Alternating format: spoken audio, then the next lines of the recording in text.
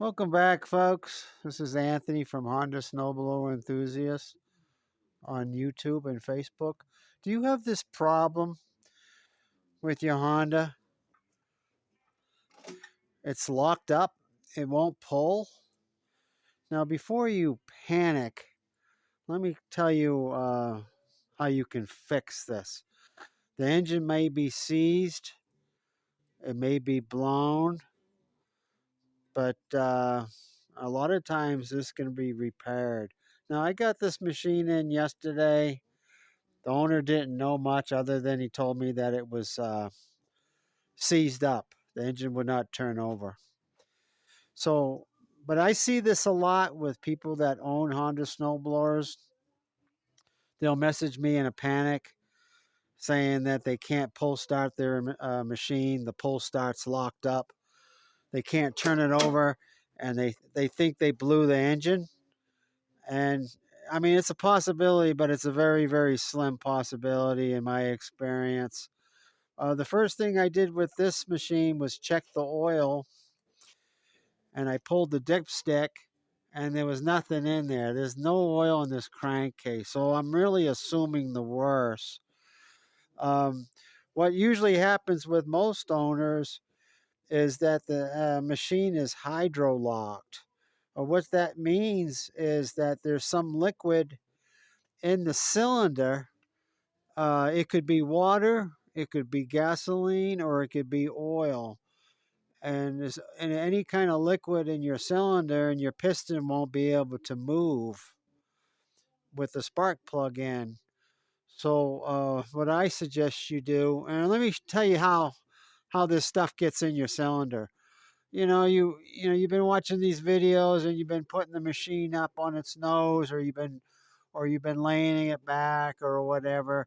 And the Honda dealers highly recommend, the shops recommend that you drain the oil before you do this, because a lot of times, if your valves are open, here's your valve cover. If your valves are open, the oil could seep into the cylinder. So if you got your machine on this side here, maybe sometimes some people would say, "Hey, a bunch of oil came out of the breather tube." It's because the valves are open.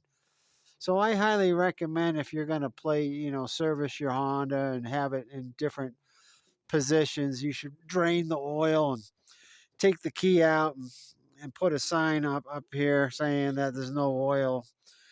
Um, what was I going to say?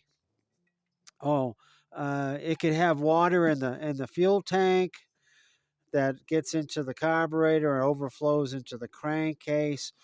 Or here's your carburetor down here. There's a float in here that could malfunction, where the float does not stop the flow of gas, and you've left the gas on, and the gasoline and the carburetor will overflow into the crankcase, or perhaps the cylinder. So those three things can cause hydrolock. So what you do, which I've already done in this case, I pulled the plug.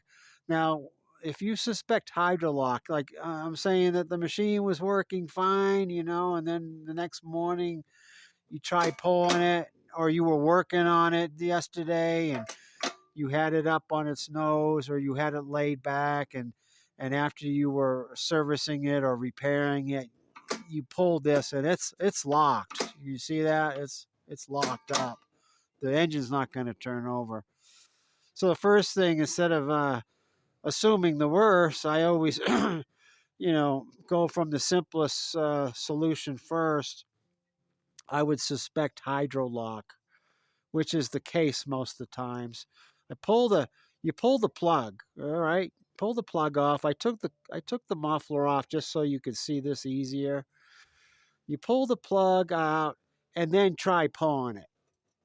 And most times, if it's hydrolocked, it's gonna pull. It's gonna pull out, and you'll see something coming out of the spark plug hole. It could be oil, could be water, or gasoline, and so you continue pulling your pull cord, And what I usually do is I take the muffler off too, so some of the muffler could be filled with liquid too in some cases.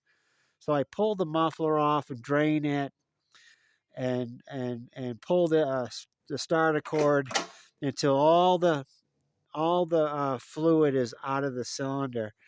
Now you've got contamination in your crankcase now. So if that was the case, the hydrolock, now you're going to have to drain your oil and replace the oil. If you have gasoline or water in the oil, I suggest you flush out the crankcase. Uh, Make sure there's no more water and gasoline in there, and then you can put some new oil in the crankcase. Clean and dry your spark plug. You want to actually, I shouldn't, I'm assuming that you found the reason why the hydrolock. Uh, if it's oil, it's because the valves were open and the oil got into the crank. If it's water or gasoline, you're going to have to address those issues. You'll have to drain your and flush out your fuel tank. If it's gasoline, you're going to have to clean your carburetor, the valve seat or whatever. I mean, the float valve seat, needle valve seat. So and make sure that the float's going to turn off the gas in the future, so this doesn't occur again. Okay. So after you've determined that it's hydrolocked and you repaired these issues here, whichever one it was, you would drain your oil and put new oil in it, clean and dry your spark plug, and you should be good to go. I've done this dozens of times. For a couple members here, they brought over machines that thought they blew up, and it wasn't the case. And I was able to unfree the engine, and I did everything that I just mentioned, and got her going again. Okay, so that's the best case scenario actually if you have a hydrolock situation and it's not pulling on you. Now another reason could actually, like in this case, there's no oil in the crankcase, so the engine is locked up pretty solid. It could be blown. It could be blown with a broken rod or something wrong with the lower end, and then it has to be rebuilt or whatever, which costs more money than it's worth. But there's an easy way. I've unlocked a lot of engines that have been seized, and the way to determine if it's blown, this is the belt cover. I took the belt cover off. What I do is I took the plug out yesterday and I sprayed a bunch of penetrating oil. I almost filled up I could look in there with a flashlight, and I put a ton of penetrating oil in here to soak past the rings. If the piston is locked up, you can free up the piston with the penetrating oil. I also filled up the crankcase with oil, and then I use a breaker bar with a 12 millimeter socket wrench on the end here, and I'll put it on right here. This is a pulley wheel.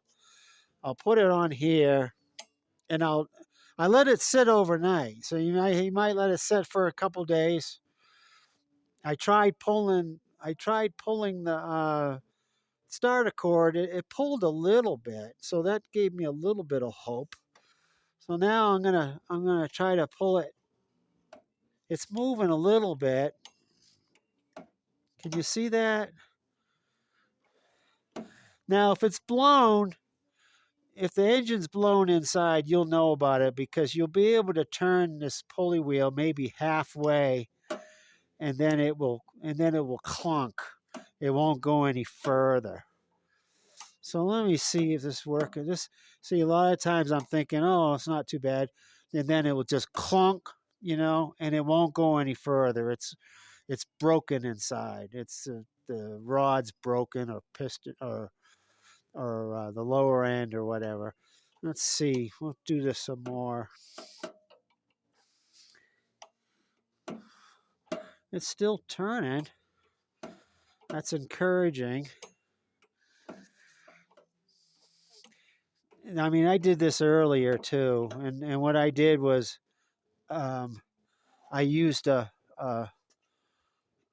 flashlight, and I could watch the. I don't know if you can see it. This is the piston. I could watch the piston moving up and down. So I was able to turn this over 365 degrees all the way around, and I did it about 10 times. So in this case, the engine's not blown, but it is difficult. A lot of times, after a while, this will become very, very easy to turn, and then I will use the pull starter, and I'll be able to pull start it. I mean, not start it, but I'll be able to turn the engine over. And a lot of times I can unlock these engines like that. And what I'll do is I will change the oil, clean the plug and dry it, and then get it running. Now, in this case, I've been working on this for a couple hours, and it's still hard to turn over. And I've been trying to pull start it, and I can get it going. I mean, not going. I can pull the cord, but it's still very difficult. I can pull it, and it will still.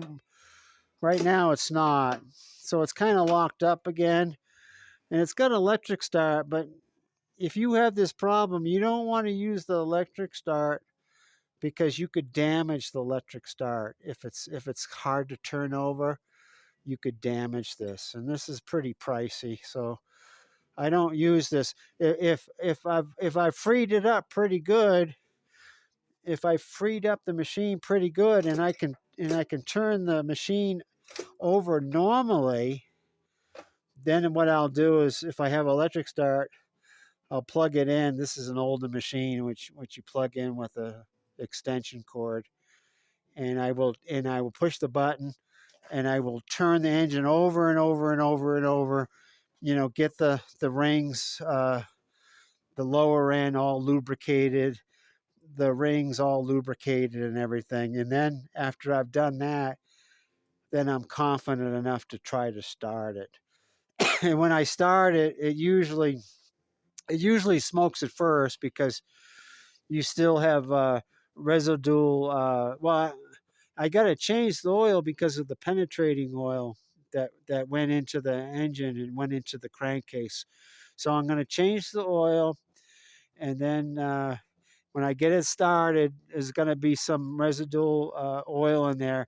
It's going to smoke for about, I don't know, about 5 minutes or so, and then it will stop. Unless there's damage to the rings. If there's damage to the rings, then it's going to keep on smoking, and then possibly you're going to need to rebuild it. But I just wanted to show you folks that most times you're hydrolocking the engine because some liquid got into the cylinder, and it's a fairly easy fix. Just remember that once you've determined what's in the cylinder, you can when this is spitting out the fluid after you've taken the plug out, you can smell it. It will smell like gas, or you'll see water. Then you're going to have to check your gas tank, and drain it and flush it out. If it's water in there and a carburetor, make sure that the float's working, and shut off the gas, because it could be, if you smell gas, then there's gas in there. And of course, you have to change the oil. You don't want gas and water in your oil when your engine's running. Otherwise, you're going to damage the engine. Okay, folks, so that's the tip of the day. I hope this helped you. Please like and subscribe. and we will see you next time.